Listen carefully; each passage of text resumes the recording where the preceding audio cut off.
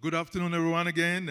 Welcome to CCMTA's educational sessions. This is the last one for the day, and thanks for you all for being here.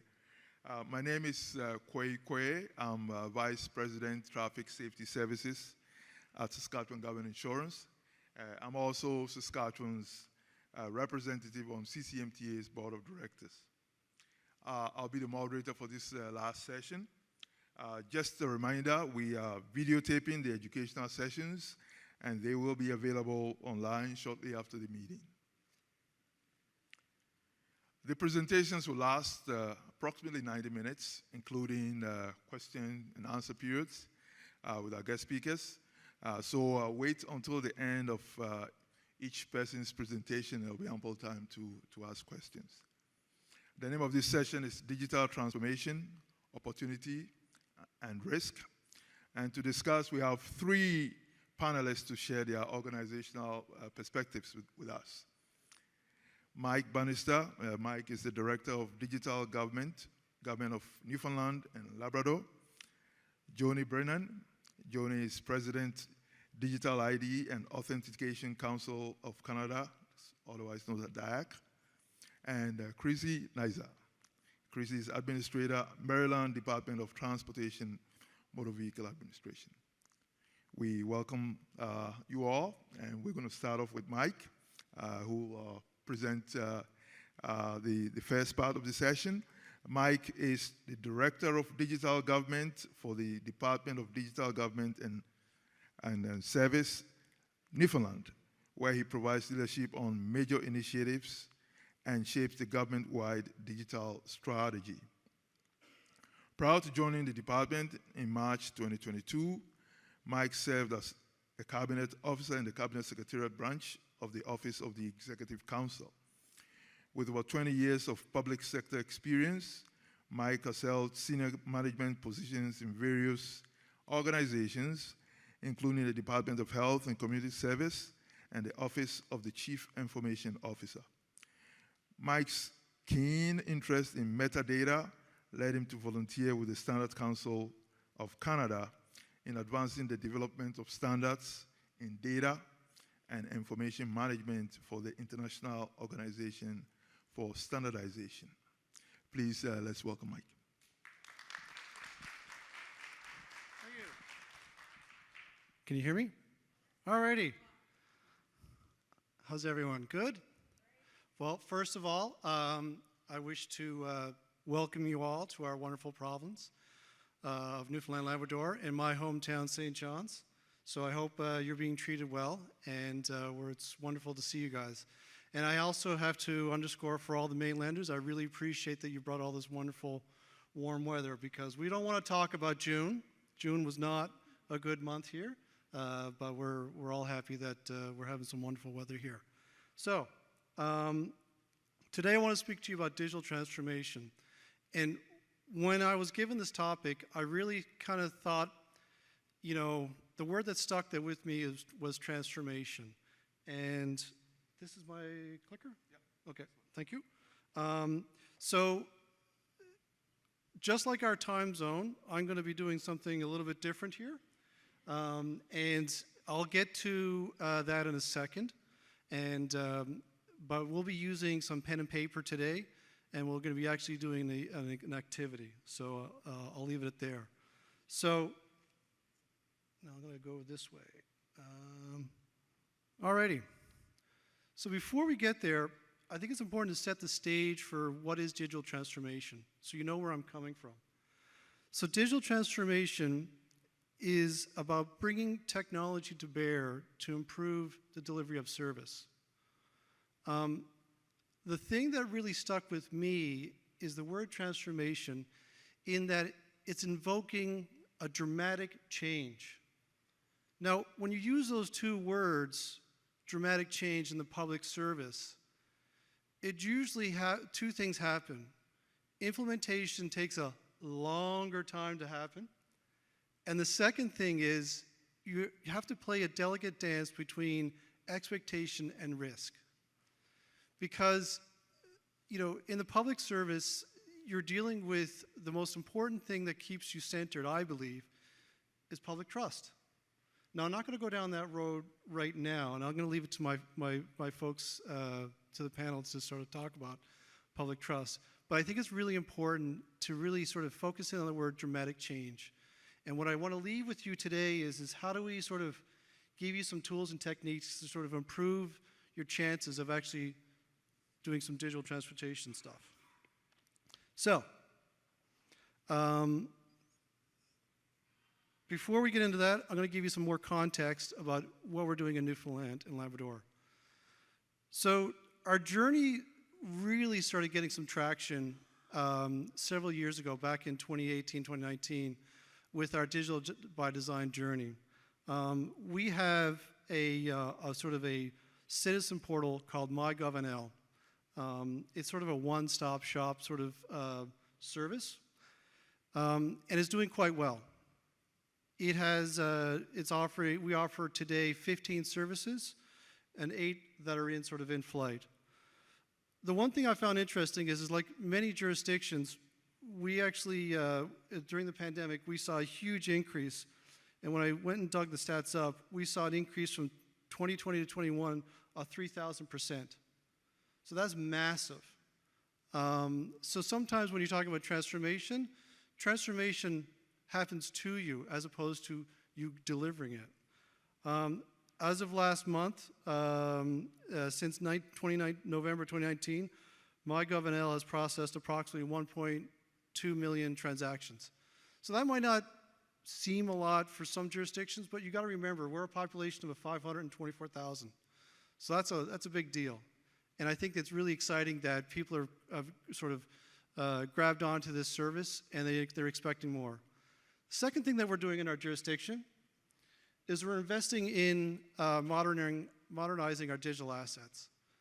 You can't transform digital assets, you can't sort of get so far on your digital agenda unless you're sort of paying attention to your legacy systems. So with the last budget that we had, the government put aside $50 million, and we're really excited to see sort of some modernization in that space. Last piece, this one here is a bit near and dear to my heart. We're launching we're getting into the digital credentials space with a digital credentials pilot project. The overall goal is that we want to learn as much as we can so that way we can create a sustainable digital credentials program. Again, recognizing that my folks that are going to be on the panel, I'm going to dig into that too a little bit either. So, so you know where we are in terms of Newfoundland. The one of the things I'm going to get into now is some risks and opportunities, and then I'll bring you even further. So, in terms of risk and opportunities when it comes to digital transportation, I see 3 major salient risks, and then I see 3 major opportunities. Now, we could argue about which ones are better or if there's or more or less, but I thought for purposes of who's in the room, I try to get them succinct. First one is one of the clear risks that we're all dealing with is cyber attacks. If you don't have a cybersecurity sort of plan or strategy, you're definitely sort of being left behind. It's certainly sort of a key sort of bread and butter component for your agenda. The next one here, and this one sort of hits home with us, is changing demographics. That's a huge risk. We have to make sure that we're sort of that we're staying on top of making it relevant to the population. And what I mean by that is that in our perspective, in our sort of jurisdiction, we have the fastest aging population in Canada. So one of the things that we're really focusing in on is making sure that we're giving due attention to digital literacy. The last one in terms of risk is skill shortages. The thing that's really acute in our jurisdiction is digital skills, because typically what happens is that people that have sort of really good competencies in digital skills, they leave for larger markets. So we're trying to figure out tips and we're trying to figure out ways and means to sort of augment that. Now, in terms of opportunities, the first one that comes to mind is artificial intelligence. But the one thing that I will, instead of sort of diving down into the sort of the promises of the benefits of that, the one of the things I want to underscore is it's really important to take this opportunity and focus in on the ethics of AI. If your focus is digital trust, if your focus is sort of the public trust, you have to put measures in place to make sure that you're not amplifying the biases that are in the data that the AI is using. The next piece is remote sensing. This one here really gets me excited in terms of opportunities. As we saw people getting more comfortable online through the pandemic, and we saw various jurisdictions doing some interesting things in terms of remote sensing, that is, doing testing remotely and all that kind of stuff. I believe that this is one area, especially in your sector, that there holds a lot of great promise. The last one is augmented reality and virtual reality. The ability of taking sort of these mobile devices and overlaying data is really, I find, an exciting field. So the one that anyway, so my point is that the opportunities that you have and the risks are, need to be sort of with that said, the one thing that I wanted to focus in on is that if you really want to transform your digital agenda, the key thing is to create some new habits. So over the years, I've been involved with various sort of ways and means to improve government services. I've done lean thinking, big data, change management, agile system design. And one of the things that I've concluded is the importance of organizations creating new habits. So now you've probably heard the book, 7 Habits of Highly Effective People. So what I'm hoping to do here is give you 3 habits that when you walk away, it's going to help you on your digital transformation journey. How are we doing on time? We're good? Awesome, thank you. As you could probably recognize, Newfoundlanders love to gab, so I'm going to make sure that if I'm going on too much, please interrupt. The first thing in terms of your habit for digital transformation, you need to understand the theory behind the diffusion of innovation. Now, this is a great theory that was started by this guy named Everett Rogers. And he shows that how ideas, programs, and services gain momentum and spread through the population over time. With respect to digital transformation, it's about the passage of technology through stages of adoption by different people who participate in or using it. So it's broken up into 5 groups. You've got your innovators, early adopters, early majority, late majority, and laggards.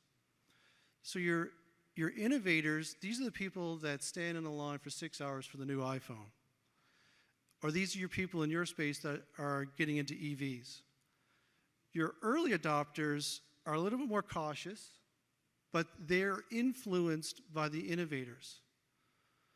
What I find interesting about this sort of approach is each group is influenced by the other. So you have your early adopters influenced by innovators, early majority are influenced by the early adopters, and so on. What I find interesting is once you get to 16%, it's what they call the tipping point. You get to a point where you're going to have your best chance to get real traction behind your idea, your program, your service, whatever. So it's really important in those early days, whatever you're doing, is to focus in on your innovators and your early adopters to really sort of make sure they give you the best opportunity for change. Next is value design and design value. I know it sounds simple, but in reality, good design does not come easy. First of all, let's look at some bad design. The one on the left I took at a hotel, and I got really, really confused. I didn't know if I was going up or down or sideways. The second one is oddly enough from Apple. That is the new Apple mouse, and to charge it, you have to pick it up and plug it underneath. The third one is a parking space somewhere in the UK, but I still love it. And the last is doors to a high school that says push, and it has something to pull. So that's awesome. So that's bad design, and we don't want to be there. So to underscore good design, I'm going to give you the humble toothpick. Does anyone know what kind of toothpick this is? This is a Japanese toothpick, and it is amazing. Within it, as mundane as it looks, the function of this toothpick is well thought out. It has a serrated edge. The tooth can be broken off on this tail. Doing so, it affords two purposes. Breaking the tail, it serves as a supporting rest for use on the so that you can just have it sit up and it goes sort of for hygienic purposes. The second thing is, as soon as you break it, you know it's been used.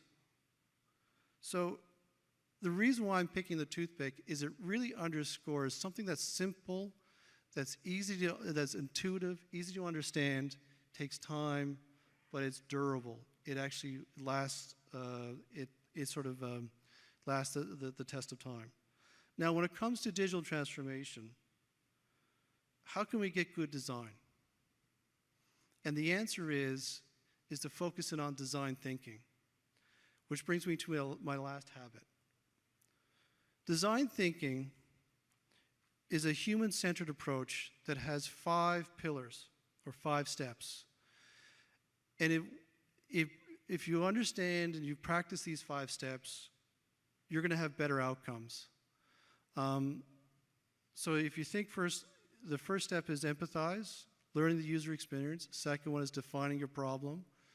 Brainstorming is the ideation, prototyping, and then testing. In context of delivering digital services, I think that we're really, really good at defining our problem, and we're really good at providing sort of ideas. I think that where we need to sort of focus in on is empathy and prototyping. So with that said, I'm going to let's do a sort of, with the last habit, I'm going to show you the importance of visualization. So we live in a very complicated world, and we have a lot of wicked problems around us. What I found was, if you really want to create a good habit, one is to make things visual. And the importance of making things visual really helps, sort of break down the problem. So what we're going to do is we're going to do a sort of a simple exercise. And we're going to get your creative juices flowing. So everyone pull up your paper. I'm almost done, don't worry. I've had a good yak. I'm good now. Take your paper up. Everyone's got a piece of paper and pen and paper. First thing I want to do is we're gonna draw how to make toast. Now this simple exercise, I'm going to give you 2 minutes. I want you to draw the layout of how to make toast using no words, so that you can explain it to someone that's never made toast before. I'm going to give you 2 minutes. Then after that, we'll go on to the next step. That's awesome. All right, 2 minutes.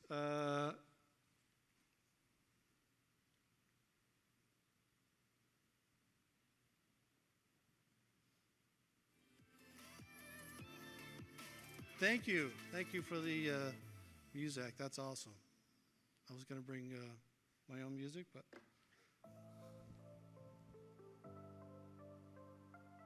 All right, you got 1 minute left.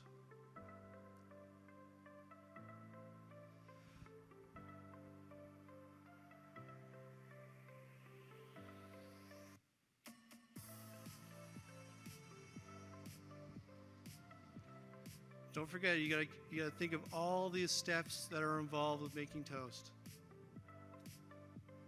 All the important steps, how you make it.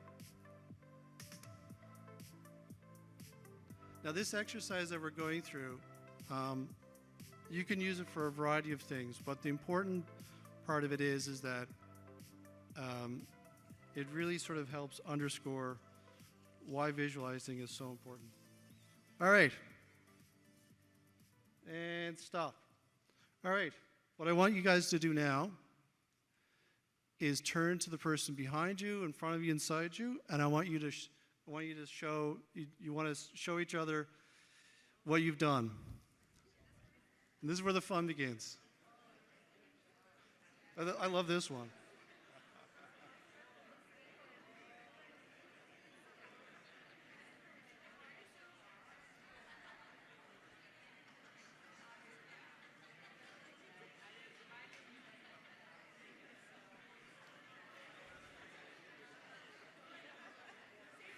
Let me see. Oh, that's awesome. That's excellent. That's ours. All right. So when you're looking at the other person's step, think about like how many steps did you start with and end with? So some people started off with 2, some people have 20. What was the most important component? So everyone had a unique perspective, but after a while, if you looked, there was some common themes. So the point is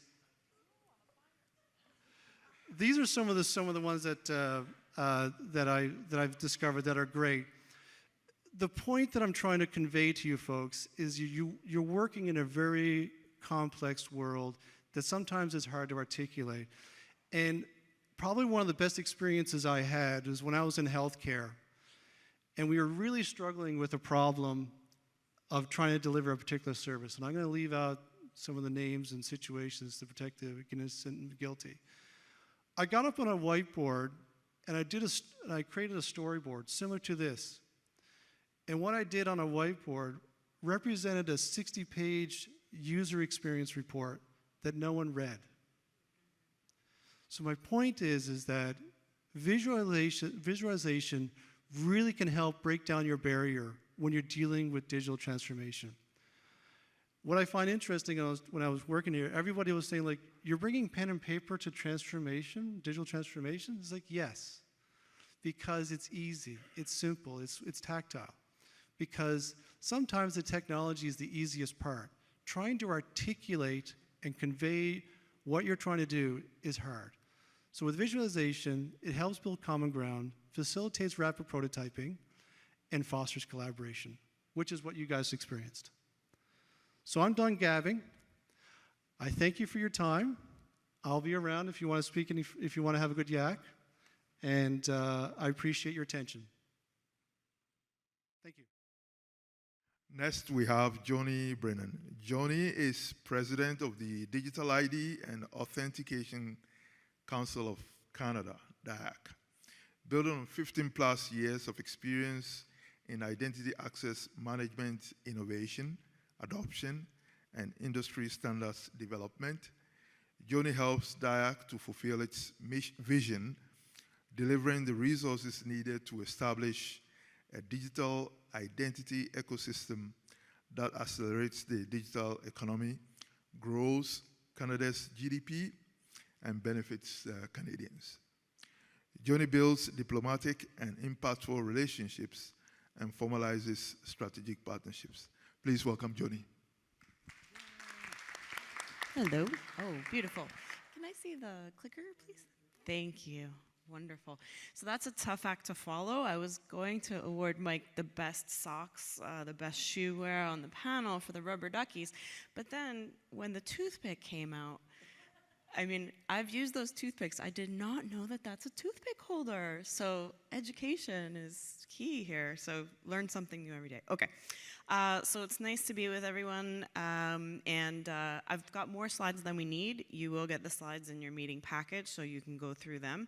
But given all the talk around public trust, I'm going to adjust my talk a little bit for that here. So it's a great opportunity. So let me, first I'll tell you a little bit more about who we are as the DIACC.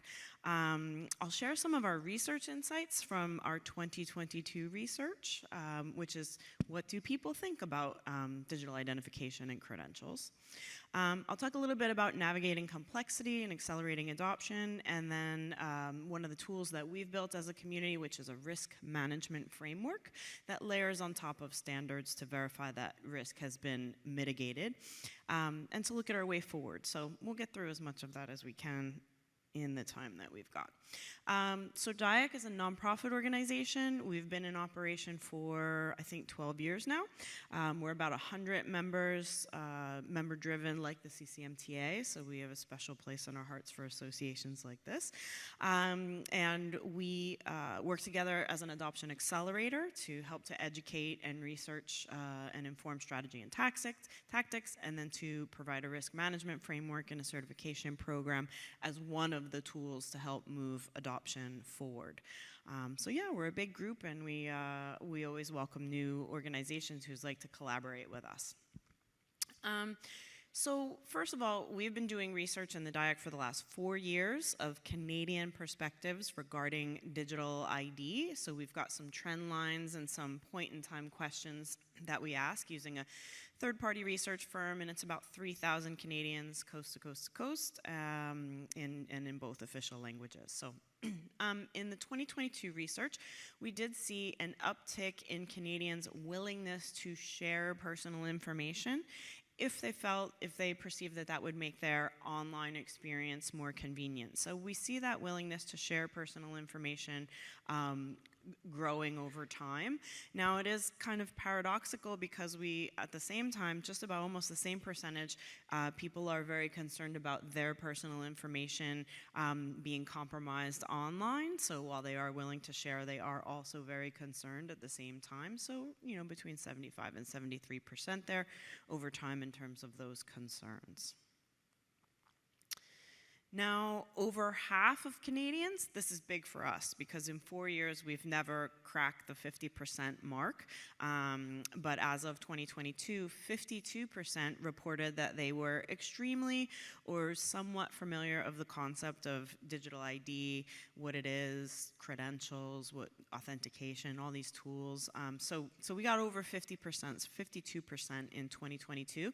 So we can see that the awareness has been growing over time, and of those surveyed, 7 and 10% wanted to learn more about digital ID and what it could do for them. So we've seen that, we see that growing, that interest in learning more each year. Now, on a happy note, more than half of those who responded felt that digital identification, verification, credentials has a positive impact on their lives. So, you know, more than half. 23% do remain unsure. And then the remainder, I think it's 13 or so percent, have a very negative perspective on the topic. So, you know, overall, 55% feeling well. And we have a great opportunity, I think, with that 23% to do more education, to learn what you know, why are they unsure, so that we can better target our materials and our design around meeting the, helping to educate and learn more from that 23% who are unsure. Now, year over year, we have seen in terms of demographics, the particular group that feels the most to moderate to strong interest in digital identification are what we call the caregiver generation, or sometimes the sandwich generation. So these are people who are caring for children in the home, or maybe caring for adults, aging adults in the home or not in the home. So this is things like tracking school records, health records, medical records. The people who are kind of in the middle and needing to do that tracking both for the youngers and the elders, or for the dependents and their family, they feel the most pressure and the most difficulty, so they are the most interested in how these tools can help them go forward. And we've seen that group year over year in the 4 years that we've done it. They've always been the group most interested in the benefits. Now, in terms of the way forward, we did over the last couple of years ask perspectives about COVID-19 and the effect that that had to driving more urgency around having secure, trusted, and privacy-respecting and enhancing digital credentials. And, you know, I think no surprise, 2/3, 66% said they felt the pandemic really brought forward, you know, the value of digital credentials. And I think, you know, Mike had a great quote that, you know, the transformation happens to us. And I think that the pandemic was an example of that transformation happening to us and us trying to respond to it the best that we could. And that percentage has grown in 2022. It was 67% in 2021. Now, in terms of familiarity with the concept of a digital wallet, would you mind putting a show of hands for anyone who uses a digital wallet in this room? Are you a user of a digital wallet? Yeah, that's great to see a lot of you. I'm a digital wallet user as well. So the concept of digital wallet has continued to grow, knowledge of the concept. So we've got in 2022, 59% said they had an understanding of what a digital wallet was. And as you would expect, the folks who are completely unfamiliar, that percentage has gone down as well. So digital wallets are becoming much more understood. And interestingly, more people are understanding digital wallets than digital identity. So it's a pretty well understood topic. And then in terms of the usage of digital wallets, we've seen that the Apple Wallet has been the strongest, the most used of those who reported using it. That went up a few percentage points from 17% to 24% in 2022. And then followed by Samsung Pay and other independent wallets. And so Apple definitely has the lion's share there. And in terms of why people felt digital wallets were useful for them, it's you know, things we would expect: contactless payment, less clutter, not losing their cards. I know every time I board a plane, one of the biggest worries I have is dropping my driver's license, because I've got the QR code on my phone and then the driver's license fumbling in my hand. So I'd be one of those people loving to get that all into one form factor. Now, this is one of my absolute favorite statistics that we've asked over the last 2 years.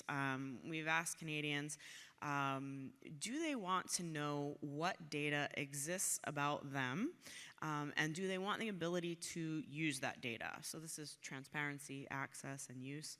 And so the respondents to our survey in both years that we've asked this question, of provincial government data, 91% are strongly in favor, strongly agree, or some would agree that they want access, they want to know that data, and they want to be able to use it. And similarly of federal government data, 91, 92%. So we have never seen numbers in the 90s come back in our surveys. And so I think one thing that you can, you know, I at least draw from that is all of the diversity that we have in Canada and across Canada, the backgrounds, the political views, everyone wants transparency and access and control. This is really strong among the public. And so I would say, in terms of us looking forward to public trust, ways that we can support transparency, access, accountability, and personal control of data, I think is something that everybody is, you know, everybody would like to see. A little surprisingly, only slightly less had that same demand of private sector organizations. So 87% wanted to have that same control of private sector data that's issued and managed about them by companies. So that's always one of my favorite slides. I think it's a powerful statement on what Canadians, citizens and residents are looking for from us. Now, we asked about how people would like to see digital credentials, digital identification move forward in the Canadian ecosystem. And 71% felt that they would like to see a collaborative environment between the public sectors and the public and private sectors. So absolutely, they think collaboration is the best way forward. In terms of why, people had reported they felt that public sector and private sector working together would put some checks and balances on each other. It would also create a more designing around a user-centered design approach so that these types of credentials, this identification would work in different aspects of their lives and whether they're dealing with government or private sector. And then, so we've seen that trend line grow always around 2/3 or over for that collaboration. And then I would say interestingly as well, there's always been a split of people who want only governments to take the way forward or only private sector to take the way forward. It's usually been around 17% for one that want one or the other. And in 2022, we actually saw some decline in trust for only government to take the way forward, and they wanted to see more private sector take the way forward. Again, it's just that split, and I think that we're seeing some commonality there with Edelman's Trust Barometer, and there is a global declining trust in institutions. That's unfortunate, but that's something that's there, and we have to pay attention to. But I think the great news here is the strong majority want to see collaboration on the way forward for that user-centered design. Now, as we started, Canadians are concerned about personal information being available online, and their concerns about identity theft and senior scams are reported as the things that they're most concerned about in that space. I would say that our opportunity here is to educate Canadians about how digital credentials and how digital identity actually is a supporter for privacy protection, for data protection. I don't know about you, but every year I do my taxes and I use a mail order pharmacy, and the pharmacy tells me, take a picture of your driver's license and email it to us to protect your privacy. And I always say, no, I don't think that's to protect my privacy, but okay. And I do it. So we need better ways of doing this. So I think there's a great opportunity to educate Canadians about the benefits of these tools to protect personal data and to empower them with that access and control and use of personal data that they're looking for. So let's talk a little bit about navigating complexity. When I started with DIACC, so I used to do this work in the US side of things, so it's fun to compare notes with our friends from AMBA. But in the Canadian side, when I first arrived at DIACC around 2015, I think the big metaphor that we were using was how connecting the railroads across Canada brought great transformation, big transformation for Canada, for its economy, and connected us coast to coast. And I think it's a great metaphor to communicate value and benefits. But it is a 19th century metaphor. So as I was been thinking about this space and the work that we all do, of which driver's licenses are a major credential, I think the reality is more like looking at the transportation ecosystem. And so we have railways and bike paths and airways and shipways, and we have many different ways of moving people and goods around. We have standards for each of those and different methods and different tools, whether it's a bicycle or a car. We certainly wouldn't want to take our bicycle onto a shipway. We'd probably sink pretty quickly. But the basics are there, and we use the right tool for the right use case. And so when we look at it in the DIACC, we look at it more as a 21st century data ecosystem. And there will be different standards and different methods. And so it's really important that we manage risk across the way. So one of the spaces that we focus on in the DIACC is how can we verify different solutions and methods to make sure that risk is being managed, and how can we help the public, just like I was using those Japanese toothpicks for years and had no idea there was a holder on the end. How can we help the public and our customers and our clients and our partners to understand the need and the value of good digital identity, good digital credentials, and kind of what that means. And one of the ways that we do that is we use tools to mitigate complexity. And so we've done a few things at the DIACC that I'll highlight. One of the marquees is our PanCanadian Trust Framework. This is an outcome-based risk management framework. It doesn't define, it's something that layers on top of it, doesn't define the method. It talks about what is your risk profile and how do you manage risk within those profiles. And we've also done some policy design principles to help policymakers think about some high-level design principles that maximize people-centered, that empathy of design thinking, people-centered benefits. So just a few tools of possible interest. So let's look a little bit at the Pan-Canadian Trust Framework. It's really a framework that helps to contextualize standards, different types of technology models, policy and governance outcomes, and all in the service of people. This is really a tool. The Pan-Canadian Trust Framework is a tool for information security audit practitioners as well as for solutions designers. It's not something that is intended to educate the public. Please don't try to do that. But your auditor types will love it. So if we've got at the bottom of the pyramid our method definitions, these are things like ISO mobile driver's license or verifiable credentials, open source code, or W3C standards. So we've got kind of different methods on the bottom there. And then our framework layers on top as a risk management framework that defines, helps to define what a duty of care that your people or your clients and customers would expect. And the risk tolerance is set by the use cases and the communities that use those services. So that's the space that we're in. And again, we don't promote a specific solution or standard. We promote tools to help verify that risk has been managed across those standards. So if you're looking for more information, we've basically got a suite of documents, digital documents, that help to define what is the model, how do certain functions work. I think in particular, one that is exciting is that digital wallet component that's in the middle. So digital wallets are not a fully standardized space yet. There are, your provider, your mobile phone-based wallets, you've got independent wallets, we've seen government-issued wallets, and so what our digital wallet component talks about is what outcomes should those wallets be meeting, and then you can prove that with different technologies and different processes. Of course, everything wrapped in privacy enhancement and personal data protection, and pretty soon we have a trust registry component coming ahead. Now, last piece here, I think what's exciting about this is we've launched a certification program, so called Voila Verified.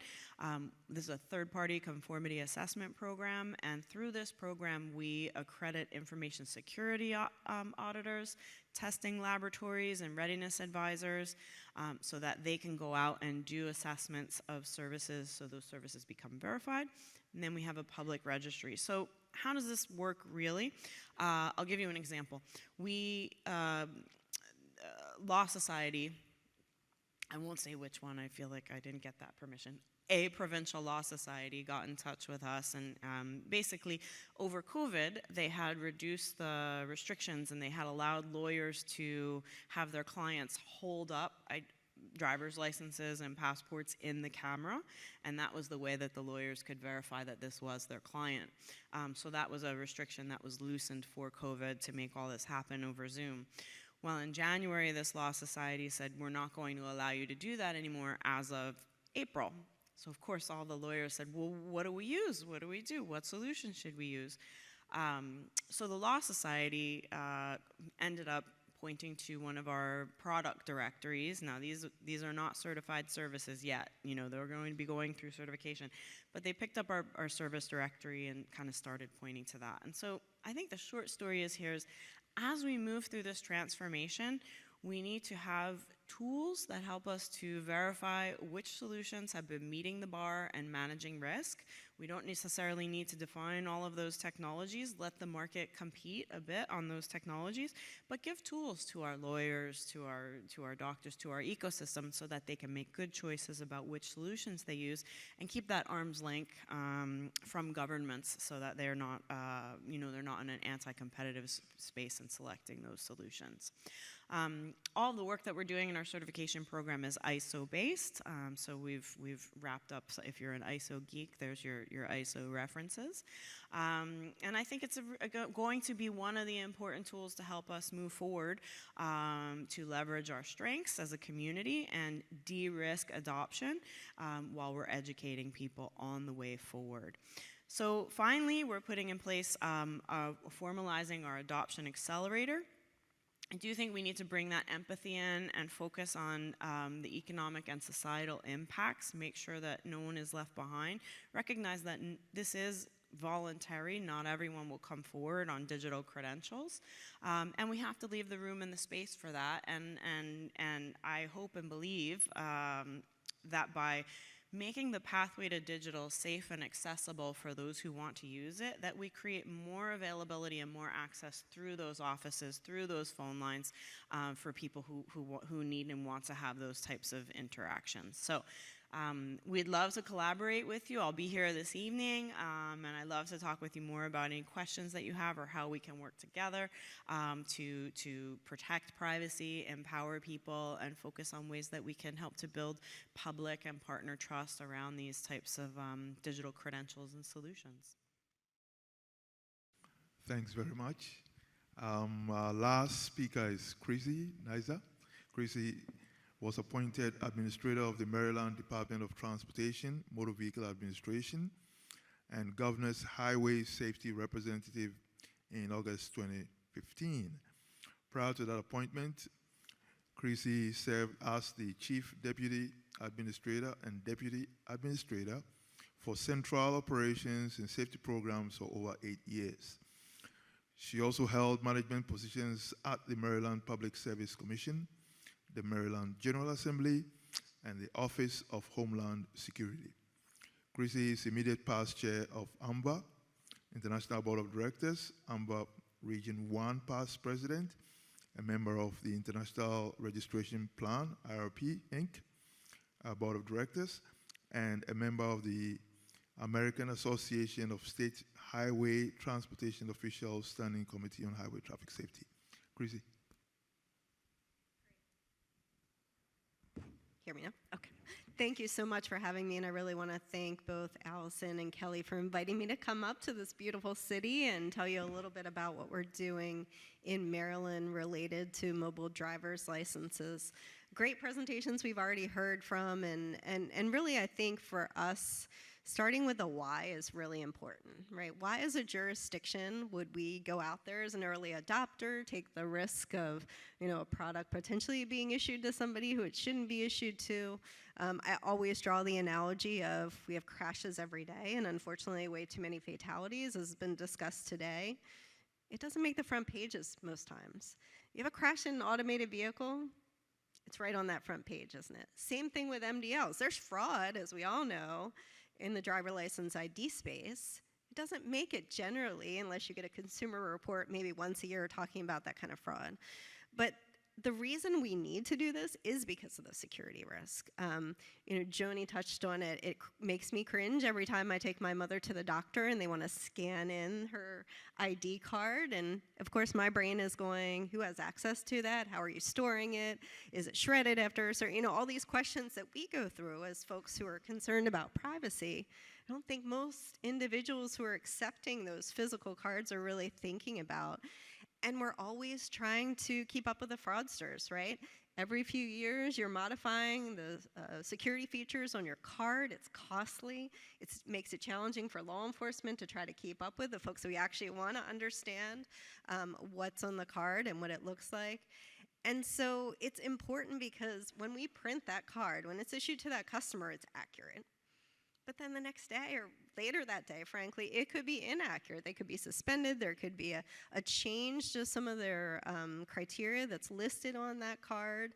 And so it's really only good that particular time frame in which it's issued. And so these, for us, are the reasons that as a government entity, we really felt like it was important to get into this space. I know that when people think of digital credentials, they worry about security. And certainly, I don't want to downplay that. But I think we gloss over the fact that we've got real security issues with our physical credentials too. And so I think having that honest conversation with the public is a really important part of getting that public trust that we've all been talking about and how we move forward. And so some of the benefits we see, and these are our two products that I'll talk about in a little more detail. Data accuracy and up-to-date nature of the data is much easier, obviously, as you're talking about a physical credential.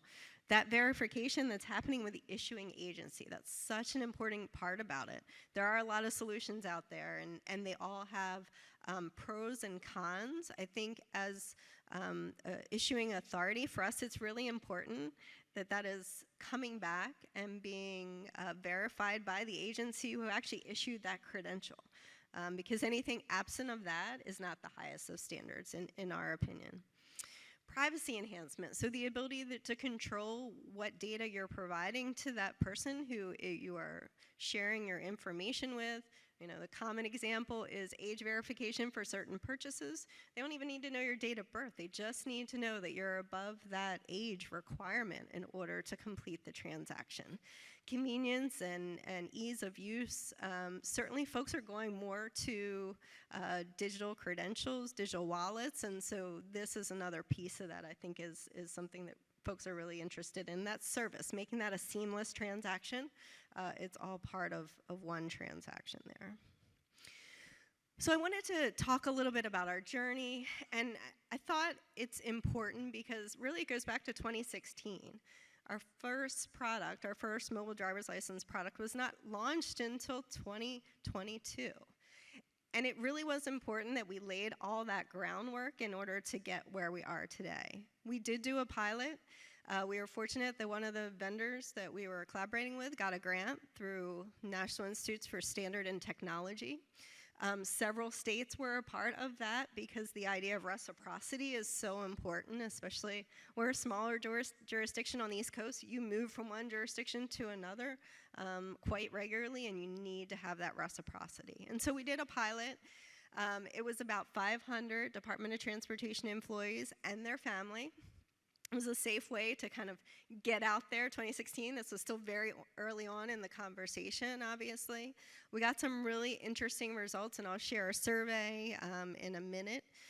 But we did staged events. Obviously, nobody had the technology to interface with, so we got law enforcement involved. We did several stage stops where law enforcement could interface with a driver, with one driver, with a vehicle full of individuals. What does that look like? There's real life scenarios where they might have to engage with more than one person who's in the vehicle. That obviously is important to make sure our law enforcement partners are part of the conversation, and frankly, it's an ongoing dialogue that's happening there. We did work with liquor stores, and we worked with large stadiums, so Oriole Park, where there's baseball games going on. We wanted to see what is it like in that kind of large environment. How does it work there? We use casinos, again, age verification, dynamic. We really tried to have a variety of different types of experiences throughout the state. It got a lot of media attention. It allowed us to have the public conversation about, again, why? Why do we want to move forward? What's important here? I'll tell you, after we did the pilot, we kept getting requests. When can I get my own MDL?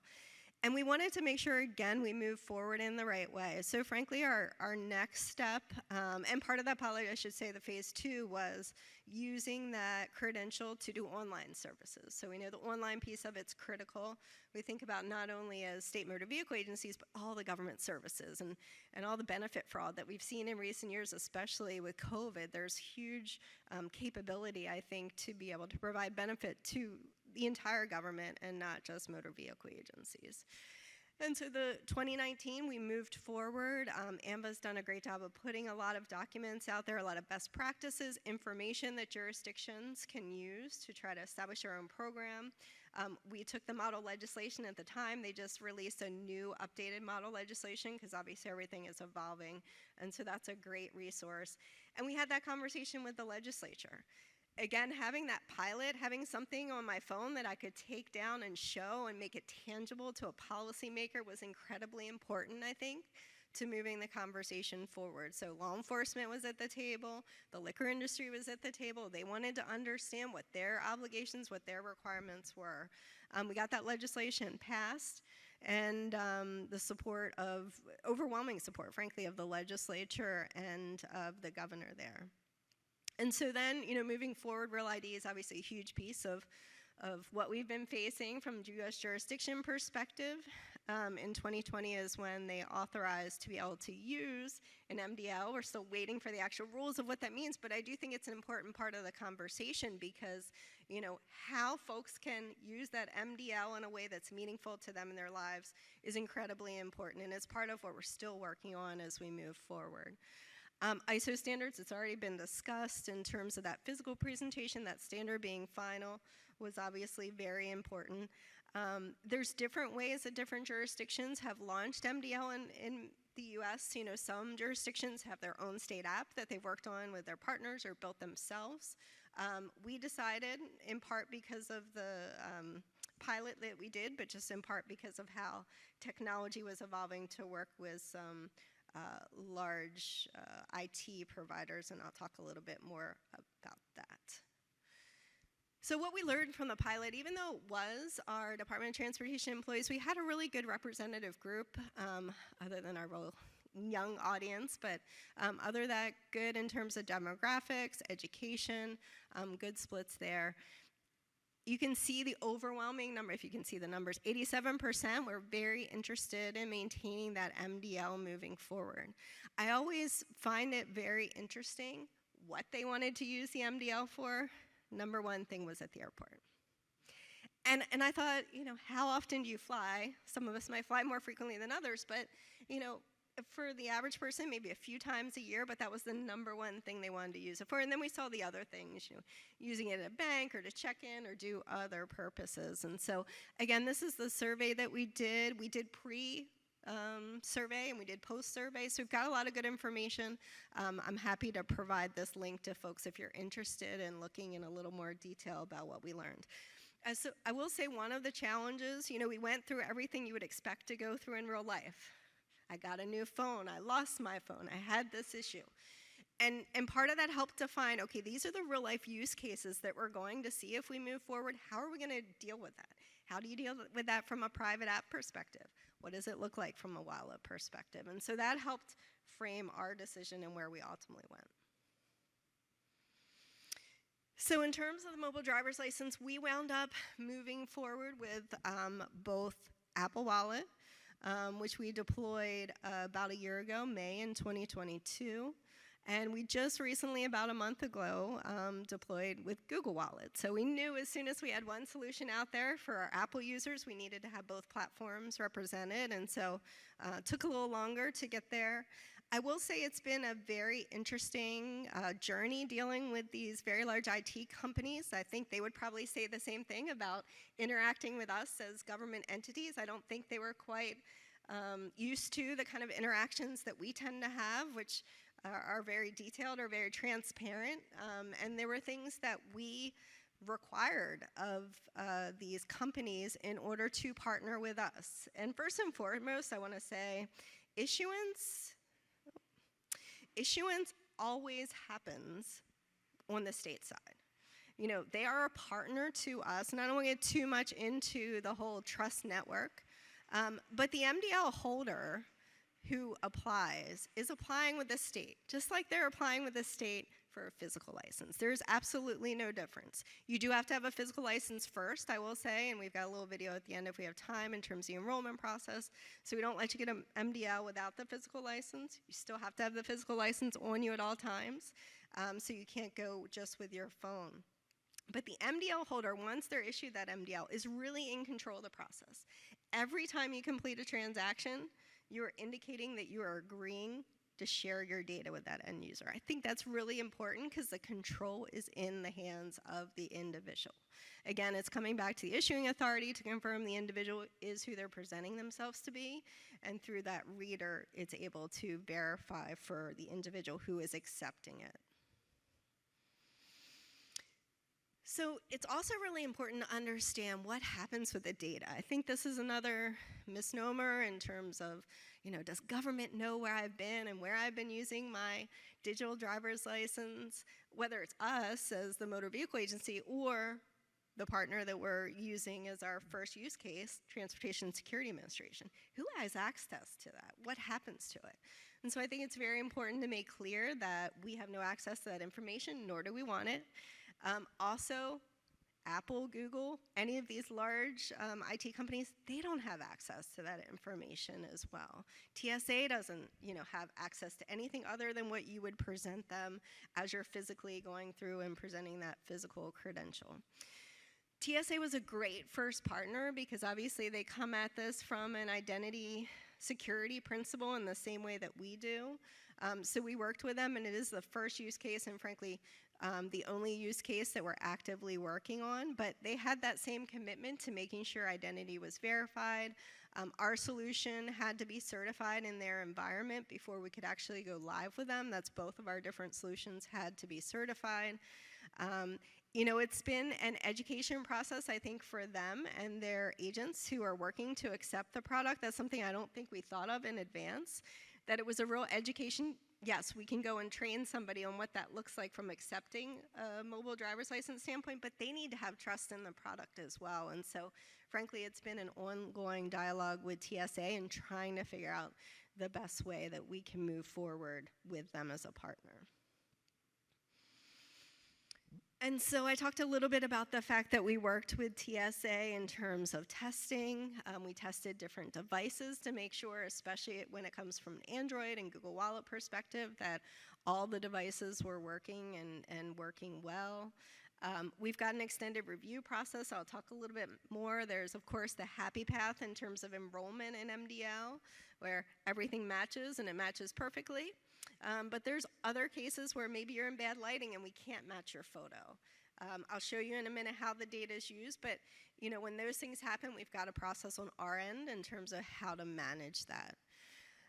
And so we also emphasize training. What does this look like from a public standpoint? How do they become comfortable? Again, I talked about that dialogue that we've been having with the public, but also trying to make it really simple in terms of the enrollment process.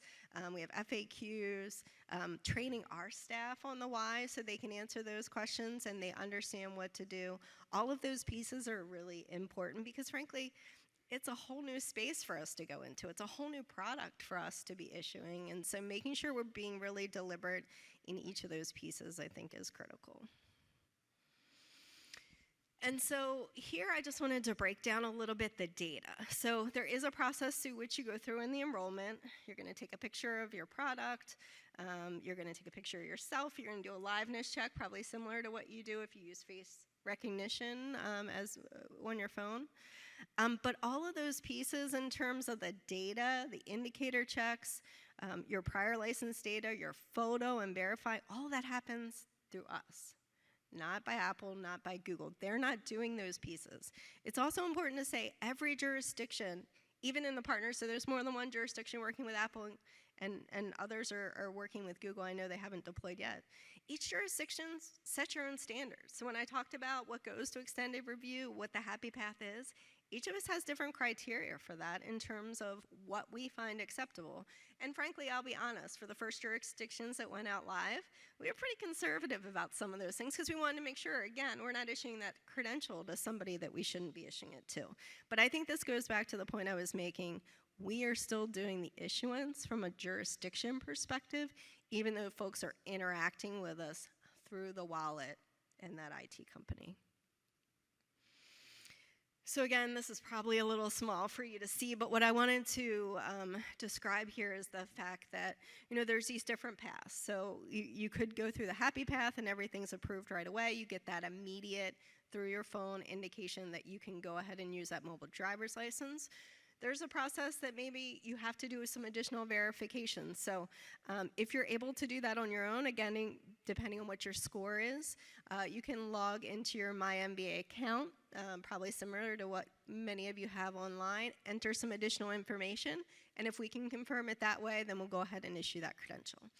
There's another group who actually go to a unit within our offices, which they're a unit that's used to dealing with ensuring individuals are the proper individuals. So, somebody with another state license, is this the same person? So that unit will manually review individual records to make sure, again, that we're issuing to the right person. And then there's some that, frankly, are just rejected, right? The criteria is so low, we're not going to allow you an opportunity to be able to resolve those issues. So this is a video. I think we might not have time to go through it at this point, or maybe it's going through it by itself. Oh, there we go. So it's a video. It's online. You guys can take a look at it. It was just our way of trying to educate the public about what they needed to do in order to enroll. This gives a little bit of sense of our approval rates. As you can see, about 75% of folks are able to be approved, about 17 of folks rejected, and then everybody else along the way there that is worked through the process. We are able to keep up with those extended reviews that come to us for that manual review within 24 hours. We really wanted to be able to maintain that, because somebody wants to use a mobile driver's license. If they have to wait a week for you to get back to them, probably lose interest, right? So that was a commitment we made, and the levels have been low enough that we're able to keep up with that. I think we're definitely at this point seeing the early adopters still. We are not in the space where we're seeing volumes at large enough level that it is causing us not to be able to respond, which is good. And I think the other thing that is important is that as we move forward, we need to have other use cases, right? We need to figure out, it's great that folks can use it at TSA, because that's what was communicated to us was most important. But now we've got to figure out other models. So we're talking to some businesses who are at our main airport. So folks can have the opportunity to go through TSA, and then maybe they're going to buy an alcoholic beverage while they're waiting for their flight. They can use that mobile driver's license in order to complete that transaction.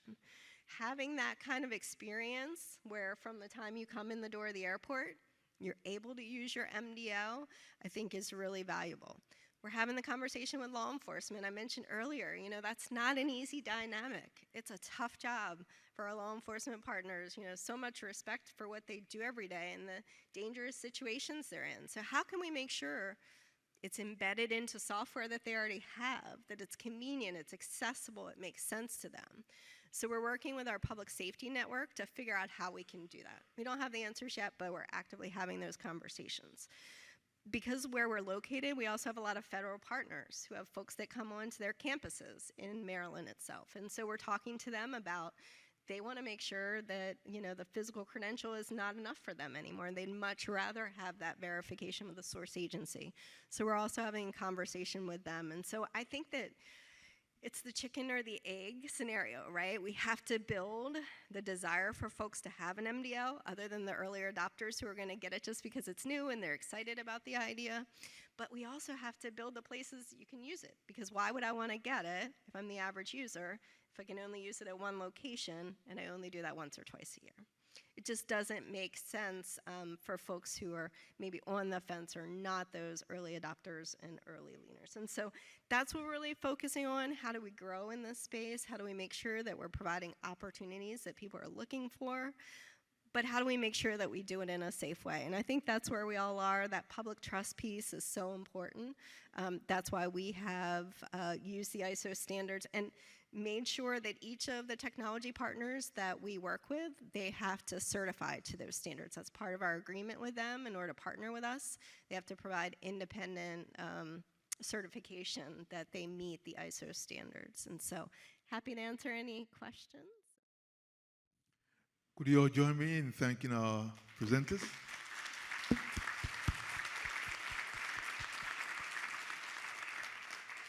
And thank you all for your participation. I hope you enjoyed the session. It's about 6 minutes past when we're supposed to finish, but it shows the interest in this particular session. In the annual meeting app, you have the ability to rate and provide your feedback on this particular session, and we will appreciate it very much. Thanks for joining us again. This concludes the education sessions. I've been cut off. Okay, it's time to go. Please join us in the welcoming, for the welcoming reception in the exhibit hall, which has started already. Welcome. Thank you.